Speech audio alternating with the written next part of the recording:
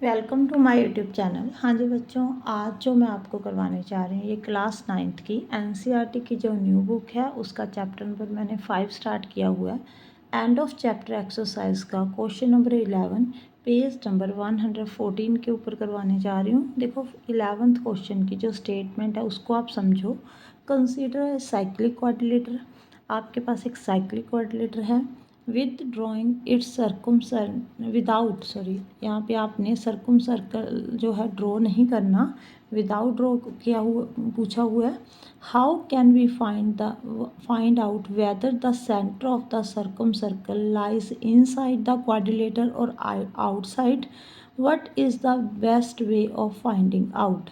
अब उन्होंने क्या पूछा है कि अगर आप बल्कि सर्कुम सर्कल ड्रॉ करते हो क्वाड्रिलेटर के ऊपर तो उसका जो सेंटर है वो क्वाड्रिलेटर के बीच में आएगा और बाहर होगा। इसकी बेस्ट वे क्या है, ड्रॉ करके नहीं देखना, आपने ऐसे ही बताना है कि उसका इनसाइड आएगा सेंटर और आउटसाइड आएगा। पहले तो आप अपना डेफिनेशन बेसिक से समझो। साइक्लिक क्वाड्रिलेटर होता क्या है। A quadrilateral is called a cyclic quadrilateral if all vertices lie on a circle. क्या बोला हुआ है, क्वाड्रिलेटर क्या होता है, कोई भी 4 साइडेड फिगर को आप क्वाड्रिलेटर बोल देते हो। आगे जो रेक्टेंगल स्क्वायर ये इसकी टाइप्स हैं। ये देखो, ये मेरे पास एक 4 साइडेड फिगर है, ये कोई भी हो सकती है, रेक्टेंगल स्क्वायर रोम्बस पैरेललोग्राम कोई भी हो सकता है। अगर यहाँ पे एक सर्कल ड्रॉ करूँ, ठीक है, इसके जो वर्टिसेस है ना वो सर्कल के ऊपर लाई करने चाहिए ऐसे। इसको आप क्या बोलते हो, साइक्लिक क्वाड्रिलेटर। ठीक है, सभी इसके वर्टिसेस जो हैं वो सर्कल के ऊपर आ रहे हैं। ये देखो, ये वाला वर्टिसेस, ये 4 वर्टिसेस है, ये सर्कल के ऊपर लाई कर रहे हैं, तो आप इसको साइक्लिक क्वाड्रिलेटर बोलते हो। देखो सर्कम सर्कल, देखो पहले आपने सर्कम सर्कल में कंफ्यूज नहीं होना। सर्कम सर्कल, यही वाले सर्कल को आप सर्कम सर्कल बोल देते हो। डेफिनेशन पढ़ लो, क्या लिखा हुआ है। The circum circle of cyclic quadrilateral is a unique circle that passes through all the 4 of its vertices। क्या मतलब हुआ, यही हुआ ना कि एक ऐसा सर्कल जो सभी वर्टिसेस से पास हो उसको आप क्या बोल देते हो, सर्कुम सर्कल बोल देते हो। ठीक है, एक तो इस बात में कंफ्यूज थे कि सर्कुम सर्कल क्या है, साइक्लिक क्वाड्रिलेटर क्या है, सेम बात है। यही सर्कल जो क्वाड्रिलेटर के सभी वर्टिसेस से पास होकर जा रहा है उसको आप सर्कुम सर्कल बोल देते हो, इसी को साइक्लिक क्वाड्रिलेटर बोलते हैं। देखो, अगर आपने सर्कल ड्रॉ करना है तो कोई ना कोई सेंटर पॉइंट तो चाहिए ना। जो इसका सेंटर पॉइंट होता है उसको सर्कुम सेंटर बोलते हैं। ये फाइंड कैसे करते हो, ये देखो, ये आपके पास एक 4 साइडेड फिगर है, आपने परपेंडिकुलर बाइसेक्टर ड्रॉ करना है। यहाँ पे 2 साइड्स का परपेंडिकुलर बाइसेक्टर ड्रॉ कर लो। ये देखो, मान लो ये आ गया। अब आपने, ये आपके पास ए बी सी, ये डी, जो कॉर्नर है उसको नेम दे दो ए बी सी डी। आपने जो जहाँ पे दोनों बल्कि परपेंडिकुलर बाइसेक्टर कट कर रहे हैं उसको नेम दे दो ओ। आपने ओ ए ओ बी किसी को भी रेडियस मानकर सर्कल ड्रॉ करना है। वो सर्कल जो होगा वो वर्टिसेस से पास होकर जाएगा। क्लियर है। अब आपके बुक में जो 11th क्वेश्चन है उसमें पूछा क्या हुआ है, क्या बोल रहे हैं कि आपके पास एक क्वाड्रिलेटर है, उसका जो साइक्लिक क्वाड्रिलेटर है, ठीक है जी, उसका जो सेंटर है वो क्वाड्रिलेटर के इनसाइड होगा और क्या पूछा हुआ है, आउटसाइड। वो कैसे होगा, ये मान लो ये आपका सर्कल है, ठीक है, आपका क्वाड्रिलेटर ऐसे बन रहा है, ठीक है जी। जो क्वाड्रिलेटर ये बन रहा है ना, इस सर्कल का जो सेंटर है ना वो आउटसाइड है क्वाड्रिलेटर के आउटसाइड। ठीक है, ऐसे होगा, आउटसाइड कब होगा, इनसाइड कब होगा, यही आपसे पूछा हुआ है। देखो मैं अभी आपको समझाती हूँ। इनसाइड के लिए क्या कंडीशन है, the circum centre lies inside if all 4 interior angles are acute like और 90 डिग्री। देखो मैंने यहाँ पे ये नहीं लिखा हुआ कि सभी एंगल जो है अक्यूट एंगल है, मैंने अक्यूट लाइक लिखा हुआ है और 90 लिखा हुआ है। देखो पहले मैं 90 समझाती हूँ। अगर ये फिगर जो हो गई रेक्टेंगल हुई और स्क्वायर हुई, उसमें 90 डिग्री बनते हैं सभी एंगल। ठीक है जी, फिर तो जो आपका सेंटर है वो बीच में लाई करेगा। क्लियर है। एक लिखा हुआ अक्यूट लाइक, देखो अक्यूट एंगल जो होते हैं वो 90 से कम होते हैं, ठीक है जी। ये तो पॉसिबल नहीं है कि सभी एंगल अक्यूट एंगल हों। अगर सभी एंगल अक्यूट एंगल हो गए तो सम जो है वो 360 नहीं बनेगा। आपको ये मालूम है ना कि क्वाड्रिलेटर के सभी एंगल का सम जो होता है वो 360 होता है। क्लियर है। अगर सभी एंगल 90 से कम ले लिया, ये 70 ले लिया, ये 80 ले लिया, ये 85 ले लिया, इसको आप मान लो 87 ले लिया, देखो सम कर कर देखना ये 360 नहीं बनेगा, तो क्वाड्रिलेटर ही नहीं बनेगा। मैंने क्या लिखा है, अक्यूट लाइक लिखा है, मीन्स इसके जो एंगल होंगे ना वो कैसे होंगे, अक्यूट एंगल के आसपास थोड़े से पास होंगे, ठीक है। ऐसा हो सकता है कि एक एंगल जो हो 91 हो, दूसरा एंगल 89 हो, थर्ड एंगल 85 हो, नेक्स्ट 95। देखो ऐड कर कर देखो 360 बनेगा यहाँ पे, ठीक है। क्वाड्रिलेटर तो पॉसिबल है ना। जो एंगल हैं वो 90 से के आसपास है, ठीक है। अक्यूट एंगल लग रहे हैं बट है नहीं। अगर आप ड्रॉ करके देखो अगर मैं ऐसे कर दूँ तो आपको पता है 90 है। अगर मैंने ऐसे कर कर फिगर बना दी, अब यहाँ पे तो ये क्लियर नहीं ना हो रहा कि 90 है 80 है कैसे है, ये एंगल ऐसे लग रहा है कि अक्यूट है। क्लियर है। अक्यूट एंगल जैसे लगे, अगर वो पास होंगे ना, अक्यूट 90 के पास होंगे तभी वो अक्यूट एंगल जैसे लगेंगे। तो मैंने क्या लिखा है कि वो अगर अक्यूट एंगल जैसे हैं तो भी जो सेंटर है वो बीच में बनेगा, ठीक है। ये देखो इसका सेंटर भी क्या बनेगा, बीच में बनेगा। क्लियर है। अक्यूट एंगल मत लिखना, वो गलत है। आगे देखो आउटसाइड कब बनेगा, अगर सर्कम सर्कल लाइक लिखा हुआ है, circum circle lies outside the quadrilateral, if the centre आना है यहाँ पे, सर्कम सेंटर। हाँ जी, यहाँ पे क्या लिखा हुआ है मैंने, the circumcentre lies outside the quadrilateral if the shape is skewed to one side. Skewed होता है एक तरफ को झुकी हुई, ठीक है जी। अगर आपकी शेप जो है वो एक साइड की तरफ ही है, ठीक है। आगे भी बढ़ लो, side of quadrilateral its contains obtuse angle that push the quadrilateral away from the circle centre. Means आपके पास इसका जो एक एंगल है ना वो ऑब्ट्यूज एंगल है। ऑब्ट्यूज एंगल क्या करता है, जितना एंगल बड़ा होता जाएगा ना वो सेंटर से जो क्वाड्रिलेटर है उसको दूर करता जाएगा। क्लियर है। मीन्स देखो आउटसाइड कैसे पता लगेगा आपको, जो इसकी शेप है, एक तो स्क्यूड टू वन साइड, एक तरफ को होनी चाहिए, एक साइड की तरफ को होनी चाहिए इसकी शेप जो है। एक इसका जो एक एंगल है वो ऑब्ट्यूज एंगल होना चाहिए। ये देखो मैंने शेप बना दी, ये मैंने परपेंडिकुलर बाइसेक्टर खींचा है, ये इस साइड का और ये वाला इस साइड का, ये सेंटर मिल गया, ठीक है। इसको मैंने ओ मान लिया। ये कहाँ पे बन रहा है, क्वाड्रिलेटर के बाहर बन रहा है। अगर मैं यहाँ पे एक सर्कल ड्रॉ करूँगी ना, ये देखो मैंने एक सर्कल ड्रॉ करना है, इसको रेडियस मान कर करूँगी, ठीक है। ये देखो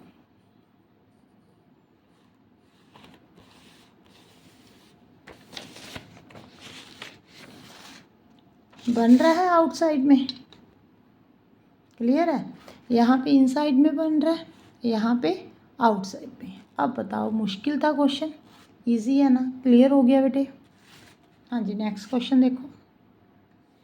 अब देखो क्वेश्चन नंबर 12, इसकी स्टेटमेंट को अच्छे से समझना। When two chord intersect, two chord जो है वो इंटरसेक्ट कर रहे हैं, each of them is divided into the two line segment. देखो अगर आपके पास एक सर्कल है, यहाँ पे अगर टू कॉर्ड्स जो हैं वो इंटरसेक्ट कर रहे हैं, ये लो मैंने इंटरसेक्ट करवा दिए, ठीक है जी। जब वो इंटरसेक्ट कर रहे हैं तो वो क्या हो रहे हैं, टू लाइन सेगमेंट में डिवाइड कर रहे हैं। एक लाइन सेगमेंट ये बन रहा है, एक ये देखो दोनों कॉर्ड ऐसे, यहाँ पे एक लाइन सेगमेंट इधर है, एक इधर है, टू पार्ट्स में डिवाइड हो रहे हैं ना। आगे क्या लिखा हुआ है, show that if the intersecting chords are of equal length. जो इंटरसेक्टिंग कॉर्ड्स है ना वो इक्वल लेंथ की है, मीन्स आपको इनडायरेक्ट वे में ये बोल रहे हैं कि जो कॉर्ड की लेंथ है वो इक्वल है, then the line segment of one chord are equal to the corresponding line segment of the other chord. यहाँ पे ना आप इसको नेम दे दो, ए, ये बी, यहाँ पे सी और यहाँ पे डी। यहाँ पे P। आपने क्या प्रूव करना है, जब वो इंटरसेक्ट कर रहे हैं ना तो कॉरस्पॉन्डिंग जो पार्ट्स हैं ना वो इक्वल हैं। मीन्स AP जो है वो CP के इक्वल है, BP जो है वो PD के इक्वल है। देखो यहाँ पे कोई सेंटर पॉइंट भी तो होगा सर्कल का, उसको O मान लो। क्लियर है। जब भी ऐसा क्वेश्चन स्टार्ट करना है पहले आप गिवन लिखो कि गिवन क्या है आपके पास, फिर आपने प्रूव क्या करना है, फिर प्रूफ आएगा। देखो यहाँ पे गिवन क्या है, गिवन आपकी जो स्टेटमेंट होती है ना उसमें ही दिया होता है। आपको एक सर्कल गिवन है जिसका सेंटर क्या है, O है। यहाँ पे 2 कॉर्ड्स गिवन है, AB और CD वो इंटरसेक्ट कर रही हैं, ये भी बताया हुआ है। इक्वल लेंथ की हैं, ये भी बताया हुआ है। ठीक है ना। तो आपने लिखना क्या है, यहाँ पे लिखो 2 कॉर्ड्स, टू इक्वल कॉर्ड्स, यहाँ पे 2 equal chords AB and CD of circle. यहाँ पे C लिख देते हैं ब्रैकेट में, यहाँ पे सेंटर O और रेडियस उसका R है यहाँ पे। ठीक है। Such that they intersect at point P with in the circle. Clear है। आपने क्या लिखा है कि आपके पास 2 कॉर्ड्स हैं AB और CD, वो किसके बीच में है, सर्कल के बीच में है। दोनों जो कॉर्ड्स हैं वो इंटरसेक्ट कर रही हैं, कौन से पॉइंट पे इंटरसेक्ट कर रही हैं, P पॉइंट पे। अब आपने प्रूव क्या करना है यहाँ पे कि जब वो इंटरसेक्ट कर रही है ना, वो 2 लाइन सेगमेंट में डिवाइड हो रही हैं, तो आपने ये प्रूव करना है कि कॉरस्पॉन्डिंग लाइन सेगमेंट की लेंथ क्या होगी, इक्वल होगी। मीन्स AP जो होगा वो CP के इक्वल है और BP जो है वो PD के इक्वल है। क्लियर है। अब आपने प्रूफ लिखना है। देखो यहाँ पे आप लिखो प्रूफ। यहाँ पे ना आप अपनी तरफ से एक लाइन ड्रॉ कर दो सेंटर से OL लाइन, ये परपेंडिकुलर है कोड के ऊपर। इस तरफ जो है आप यहाँ पे नेम दे दो, यहाँ पे M दे देते हैं। ठीक है जी। OM जो लाइन है वो परपेंडिकुलर है CD के ऊपर। ये आपने कंस्ट्रक्शन में लिखना है, कंस्ट्रक्ट किया है। ठीक है। यहाँ पे मैं कंस्ट्रक्शन लिख देती हूँ कि अपनी तरफ से कंस्ट्रक्ट किया है, आपने ज्वाइन किया है यहाँ पे OP को। ठीक है जी। OP को ज्वाइन कर दिया, डॉटेड लाइन के साथ दिखाना।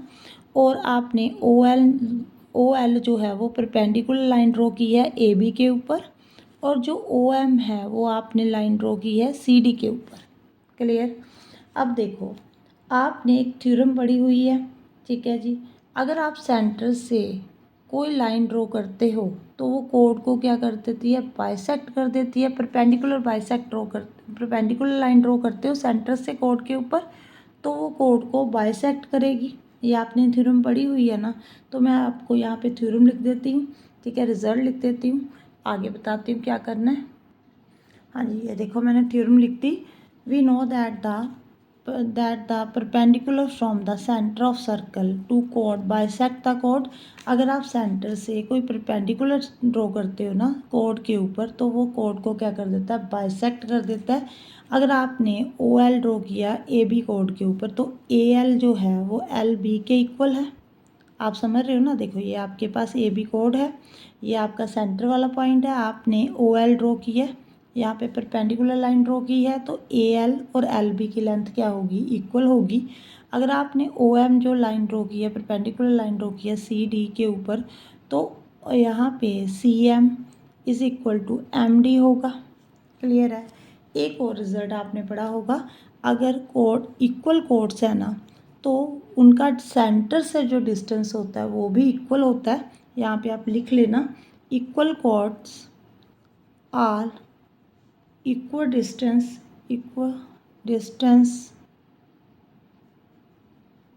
Distant from the centre. ठीक है जी। अगर कोड की लेंथ इक्वल है, उनका सेंटर से जो डिस्टेंस होगा ना वो भी इक्वल होगा, तो OL और OM जो हैं वो इक्वल हैं। अब आपने क्या करना है, 2 ट्रायंगल्स लेनी है। ये एक तो OMP, एक लेनी है OLP। ठीक है। यहाँ पे आप लिखो in triangle LP and O यहाँ पे MP। क्लियर है। OL और OM इक्वल हैं, फ्रॉम 1 लिख देना। यहाँ पे मैं 1 पा रही हूँ, इक्वेशन नंबर 1। ठीक है जी। यहाँ पे देखो OP जो है वो कॉमन है, OP is equal to OP, ये आपका कॉमन है। ठीक है। अब देखो ये भी 90 डिग्री एंगल बन रहा है, यहाँ पे भी 90 डिग्री, यहाँ पे 1 पा दो एंगल का नेम, यहाँ पे 2। Angle 1 is equal to angle 2, दोनों ही एंगल जो है 90 डिग्री हैं।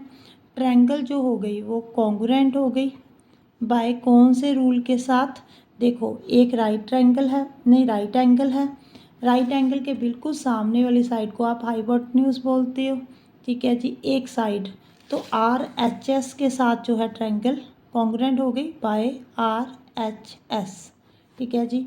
एक राइट एंगल, एक हाइपोटेन्यूज है, एक साइड है।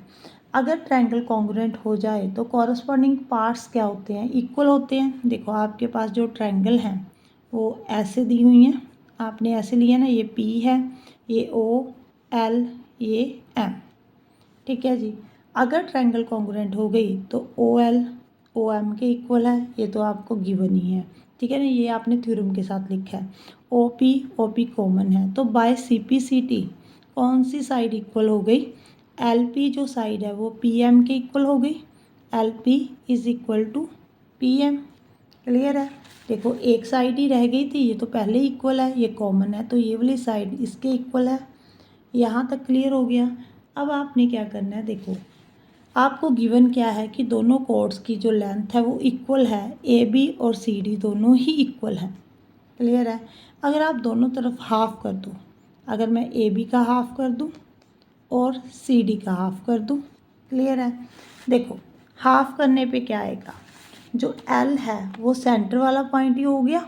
मैंने क्या लिखवाया यहाँ पे कि अगर आप परपेंडिकुलर यहाँ पे परपेंडिकुलर लाइन ड्रॉ करते हो तो जो कोड है वो बाइसेक्ट हो जाती है, मींस इक्वल पार्ट्स में डिवाइड हो जाती है। तो L जो है यहाँ पे मिड पॉइंट है।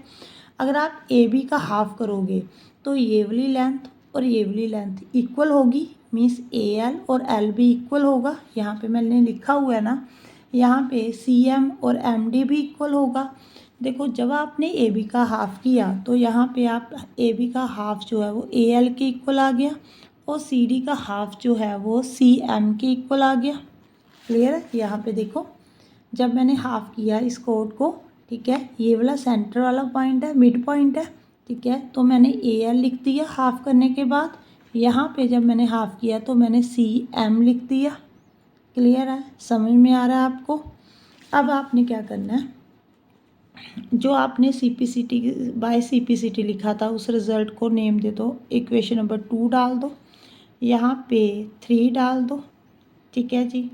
अब आपने क्या करना है, इक्वेशन नंबर 2 और इक्वेशन नंबर 3 दोनों को क्या कर देना है, ऐड कर देना है। देखो ऐड करने पे क्या होगा, आप 2 + 3 कर दो, इक्वेशन दोनों को ऐड कर दो, लेफ़्ट में लेफ़्ट राइट में राइट करना। LP + AL, यहाँ पे LP + AL is equal to PM + CM। यहाँ पे जो L है वो तो सेम है तो ये AP रह गया, यहाँ पे M सेम है तो यहाँ पे CP रह गया। क्लियर है। देखो जो हमने प्रूव करना था वो प्रूव हो गया, AP is equal to CP। Clear, यही प्रूव करना था ना। एक तो मैंने रिज़ल्ट जो लिखा है वो दोनों ट्रायंगल को कॉन्ग्रुएंट प्रूव करने के बाद लिखा हुआ है, ये इक्वेशन नंबर 2 वाला। एक मैंने जो रिज़ल्ट है वो हाफ करने के बाद लिखा हुआ है। क्लियर है। अब आपने क्या रह गया आपका, आपने BP और PD की लेंथ को इक्वल करना है। देखो यहाँ पे ये आपने प्रूव कर दिया, यहाँ पे लिख देती हूँ। अब AB जो है वो CD के क्या है, इक्वल है, इसको इक्वेशन नंबर 4 डाल दो। यहाँ पे जो आपका रिज़ल्ट आया उसको इक्वेशन नंबर 5 डाल दो। आपने 4 - 5 करना है, इक्वेशन 4 में से 5 को क्या कर देना है, माइनस कर देना है। AB में से क्या माइनस होगा, यहाँ पे AP, और CD में से क्या माइनस होगा, यहाँ पे CP। देखो जब आप AB में से AP माइनस करोगे तो A सेम है तो BP रह गया, CD में से CP माइनस करोगे तो CC के सेम है, यहाँ पे DP रह गया। ये देखो, ये प्रूव करना था, BP is equal to PD। Clear हो गया? क्लियर है ना? नेक्स्ट क्वेश्चन देखो, क्वेश्चन नंबर 13 देखो, यहाँ पे क्या लिखा हो, ड्रॉ सर्कल। आपने सर्कल ड्रॉ करना है जिसमें कोड की जो लेंथ है वो 6 सेंटीमीटर है। जो कोड है ना वो क्या लिखा हुआ है, stand at a distance of 3 centimetre from the centre. Centre से जो कोड है वो 3 सेंटीमीटर अवे है। यहाँ पे पहले आप ना इसको थोड़ा सा पहले रफ डायग्राम बना लिया करो, फिर ईजी हो जाता है। यहाँ पे देखो, ऐसे बनाना है आपने। ये आपका एक सर्कल है, यहाँ पे कोड जो है वो 6 सेंटीमीटर है। ये वाली कोड जो है ना सेंटर से 3 सेंटीमीटर के डिस्टेंस पे है। क्लियर है? अब देखो, सबसे पहले आपने AB एक लाइन ड्रॉ कर लेनी है। जो कोड है ना उसको आप AB नेम दे दो। ठीक है, पहले आपने AB लाइन ड्रॉ करनी है जिसका जो सेंटर जिसकी लेंथ है वो 6 सेंटीमीटर है। यहाँ पे देखो, ये 6 सेंटीमीटर वाली लाइन, ये देखो 6 हो गई। क्लियर है? अब जो सेंटर से लाइन होती है, सेंटर से अगर आप लाइन ड्रॉ करते हो तो वो परपेंडिकुलर लाइन होती है, वो बाइसेक्ट भी करती है। मीन्स इसका परपेंडिकुलर बाइसेक्टर आपने फाइंड करना है। परपेंडिकुलर बाइसेक्टर कैसे फाइंड करते हो? अगर मैंने इसको नेम दे दिया A और B, आपने जो कंपास है ना वो हाफ से ज़्यादा खोलनी है। ठीक है, हाफ से ज़्यादा होनी चाहिए, कम नहीं होनी चाहिए। एक आर्क ऊपर, एक आर्क नीचे। ठीक है जी, अब B पॉइंट पे रखकर एक आर्क ऊपर, एक आर्क नीचे। क्लियर है? ये आपका परपेंडिकुलर बाइसेक्टर ड्रॉ हो गया। मीन्स इसने जो आपकी लाइन है उसको हाफ पार्ट में डिवाइड कर दिया। 3 इधर रह गया, 3 इधर। अब उन्होंने क्या बोला हुआ है, सेंटर से ये 3 सेंटीमीटर के डिस्टेंस पे है। यहाँ पे 3 सेंटीमीटर देखो कहाँ पे आ रहा है, ये पॉइंट है। ठीक है जी, जो 3 सेंटीमीटर है ये वाला है, इसको आपने O मान लेना है। ठीक है जी, यहाँ पे आपने OA को डॉटेड लाइन में ज्वाइन करना है। ठीक है, और यहाँ पे भी जो आपने परपेंडिकुलर बाइसेक्टर ड्रॉ किया उसको आपने नेम देना है PE। यहाँ पे E लिख लो, यहाँ पे P। क्लियर है? अब देखो, अब आपने OA रेडियस मान करना, OA मान लो, OB मान लो, सेम है रेडियस। यहाँ पे ये देखो सेम ही है। ड्रॉ करने में हो सकता है मुझसे हो जाए पर सेम होगा। एक मिनट,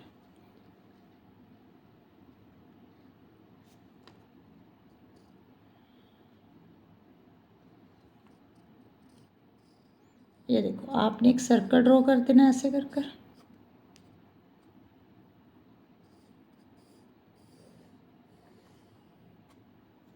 क्लियर है? जैसे मैंने ड्रॉ किया ना वैसे वैसे आपने स्टेप लिखने हैं। देखो मैंने क्या लिखा है, draw line segment AB 6 centimetre. मैंने एक लाइन ड्रॉ की है, वो 6 सेंटीमीटर है उसकी लेंथ। परपेंडिकुलर बाइसेक्टर ड्रॉ किया है PE, इसको मैंने P नेम दे दिया और यहाँ पे E दे दिया। ठीक है, डॉटेड लाइन थी। अब मैंने PE जो है इंटरसेक्ट AB एट P, बल्कि जो PE लाइन है वो AB पे P पॉइंट पे इंटरसेक्ट कर रही है। अब with P as a centre and radius 3 centimetre cut an arc of on PE to locate a point O। आपने 3 सेंटीमीटर देखना है कि PE लाइन के ऊपर कहाँ पे आ रहा है। जहाँ पे भी 3 सेंटीमीटर आ रहा है उसको आपने सेंटर दे देना, उसको नेम दे देना O, वो आपका सेंटर होगा। अब आगे क्या लिखा है मैंने, taking O as a centre and OB as a radius draw a circle. आपने OB को रेडियस मानना है, OA को मान लो, OB को मैंने पहले ही बताया है, O को सेंटर मानना है, OB को रेडियस मान कर एक सर्कल ड्रॉ कर देना है। आगे the obtain circle is the required circle passing through A and B। जो आपका मतलब कि ये वाला सर्कल बना है ना, वही आप जो इन्होंने इन्फॉर्मेशन दी थी उसके अकॉर्डिंग यही आपका सर्कल बनना था जो A और B से पास हो रहा है। हाँ जी, नेक्स्ट क्वेश्चन देखो। हाँ जी, अब देखो क्वेश्चन नंबर 14 की स्टेटमेंट समझो। Show that the rectangle is the only parallelogram that can be inscribed in a circle. देखो आपके सर्कल में एक पैरेललोग्राम बना हुआ है। ठीक है जी, ये पैरेललोग्राम है। आपने ये शो करना है कि ये वाला जो पैरेललोग्राम है वो एक रेक्टेंगल ही है। क्लियर है। देखो गिवन क्या है, आपको पहले आपने गिवन लिखना है। गिवन आपको क्या है यहाँ पे, a parallelogram ABCD inscribed in a circle, circle के बीच में बना हुआ है ये, इन अ सर्कल। क्लियर है। अगर ये ABCD पैरेललोग्राम है तो पैरेललोग्राम की अपोजिट साइड्स इक्वल होती हैं, अपोजिट एंगल भी इक्वल होते हैं। आपको मालूम है ना, ABCD के इक्वल है और AD की लेंथ जो है वो BC के इक्वल है। जो एंगल है अपोजिट, A जो है वो C के इक्वल है, B जो एंगल है वो D के इक्वल है। अब देखो यहाँ पे आपने प्रूव क्या करना है, टू प्रूव जो आपका ABCD पैरेललोग्राम है ना वो एक रेक्टेंगल है। आपने ये प्रूव करना है ABCD इज़ अ रेक्टेंगल। देखो रेक्टेंगल कैसा होता है, जिसकी सभी साइड्स नहीं अपोजिट साइड्स इक्वल होती हैं, पैरेललोग्राम की अपोजिट साइड्स इक्वल होती हैं। ये तो कंडीशन सेटिस्फाई कर रही है। जो रेक्टेंगल होता है ना उसके सभी एंगल जो होते हैं ना वो 90 होते हैं। मीन्स इसका मतलब आपने सिर्फ ये प्रूव करना है कि सभी अगर एंगल 90 है ना तो ABCD क्या बन गया, एक रेक्टेंगल बन गया। अब देखो यहाँ पे प्रूफ में लिखो, जो ABCD है वो एक साइक्लिक कोऑर्डिनेटर है। मैंने अभी आपको 11th क्वेश्चन में साइक्लिक कोऑर्डिनेटर की डेफिनेशन करवाई थी कि कोई भी कोऑर्डिनेटर के अगर वर्टिसेस एक सर्कल को टच करते हैं तो वो साइक्लिक कोऑर्डिनेटर होता है। ठीक है ना। तो ABCD एक साइक्लिक कोऑर्डिनेटर है। साइक्लिक कोऑर्डिनेटर की अगर आपने प्रॉपर्टीज़ पढ़ी हों तो साइक्लिक कोऑर्डिनेटर के जो अपोजिट एंगल होते हैं उनका सम जो होता है 180 होता है। क्लियर है ना। अगर आपने क्वेश्चन नंबर 9 और 10 किया हो तो उसमें यही प्रॉपर्टी लगी है कि एंगल A+C जो है 180 के इक्वल है अगर ये साइक्लिक कोऑर्डिनेटर है। क्लियर है। अब देखो आपको गिवन क्या है कि एंगल A जो है वो C के इक्वल है। ये देखो अगर ये पैरेललोग्राम है तो एंगल A और C इक्वल भी तो है ना, तो आप A के प्लेस पे C और C के प्लेस पे A लिख सकते हो। तो यहाँ पे आप क्या लिखोगे, यहाँ पे A के प्लेस पे C के प्लेस पे A लिख दो। एंगल A+A क्या हो गया, 2 angle A is equal to 180।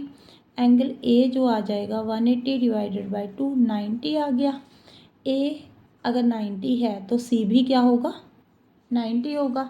Similarly यहाँ पे जैसे हमने ये प्रूव किया ना A और C 90 है, वैसे ही सेम ये BD भी तो अपोजिट एंगल है, इनका सम भी तो 180 है, BD एंगल इक्वल भी हैं। ठीक है, आपने प्रूव नहीं करना, बस सिमिलरली लिख देना है कि एंगल BD दोनों ही 90 के इक्वल होंगे। देखो इसकी अपोजिट साइड तो पहले इक्वल है, ये पैरेललोग्राम है। आपने ये भी प्रूव कर दिया कि सभी एंगल जो हैं वो 90 डिग्री हैं। तो अब आप क्या लिखोगे, यहाँ पे ABCD is a rectangle.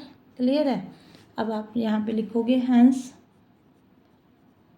ABCD is a rectangle. Clear. Next question देखो, ये क्वेश्चन नंबर 15 देखो, show that if rectangle is inscribed in a circle. यहाँ पे आपके पास एक सर्कल है, इसके बीच में ये रेक्टेंगल बना हुआ है। क्लियर है। यहाँ पे इसको नेम दे दो ABCD, ये गिवन है। प्रूव क्या करना है आपने, then the point of intersection of its diagonal. अगर आप यहाँ पे डायगोनल को इंटरसेक्ट करो ना तो उन्होंने कहा है कि जो आपका पॉइंट आएगा ना lie at the centre of the circle, ये आपका सर्कल का सेंटर होगा। क्लियर है। यहाँ पे देखो गिवन क्या है आपके पास कि ABCD जो है वो एक रेक्टेंगल है। ABCD is a rectangle. ये इंस्क्राइब्ड इन अ सर्कल लिख लेना, ये सर्कल के बीच में बना हुआ है, इंस्क्राइब्ड इन अ सर्कल। ये आपको गिवन है। आगे आपने प्रूव क्या करना है, टू प्रूव आप लिखोगे the centre of circle through A B C D is the point of intersection of its diagonal। ठीक है जी, जो आपका सेंटर वाला पॉइंट होगा वो कौन सा पॉइंट होगा, जहाँ पे आपके डायगोनल जो है इंटरसेक्ट कर रहे हैं। अब देखो यहाँ पे प्रूफ लिखो। कंस्ट्रक्शन करनी पड़ेगी, ज्वाइन करना पड़ेगा यहाँ पे लाइंस को। यहाँ पे आप कंस्ट्रक्शन में पॉइंट लिख लेना, join BD and AC। Clear है? हाँ जी। अब जब आपने ज्वाइन किया तो आपके पास ये वाला जो इंटरसेक्शन पॉइंट आया वो कौन सा पॉइंट है, O है। उसको आपने नेम दिया O, तो आपने लिखना let O be the point of intersection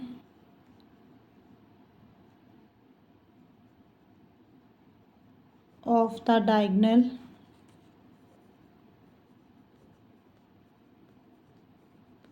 diagonals AC and BD of rectangle ABCD।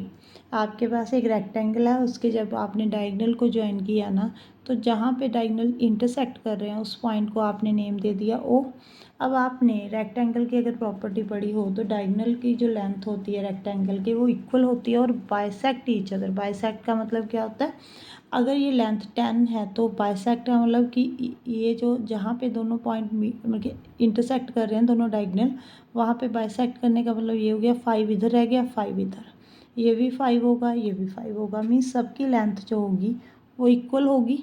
Means OC OB OD OA सबकी लेंथ इक्वल होगी। आपने अब लिखना क्या है, आपको मालूम है यहाँ पे कि डायगोनल ऑफ रेक्टेंगल जो होते हैं वो इक्वल होते हैं और बाइसेक्ट ईच अदर करते हैं।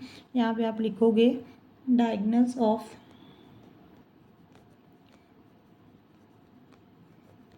रेक्टेंगल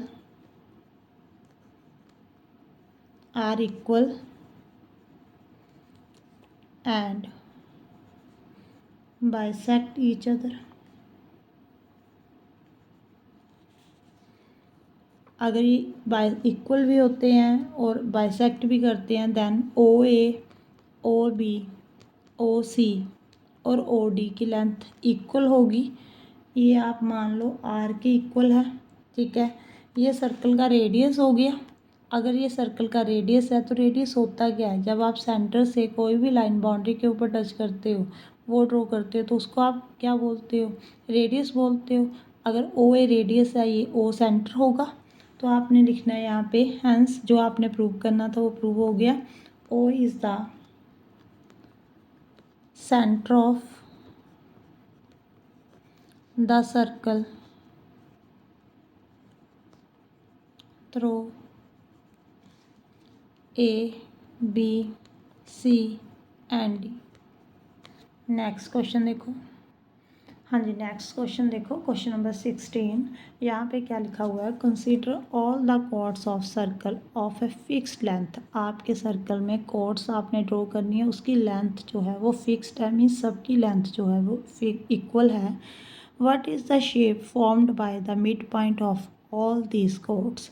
अगर आप इन सब कॉर्ड्स के मिड पॉइंट को ज्वाइन करोगे तो कौन सी शेप बनेगी। देखो बच्चों के माइंड में क्या आता है कि ये आपका सर्कल है, यहाँ पे इक्वल लेंथ की ये कॉर्ड है।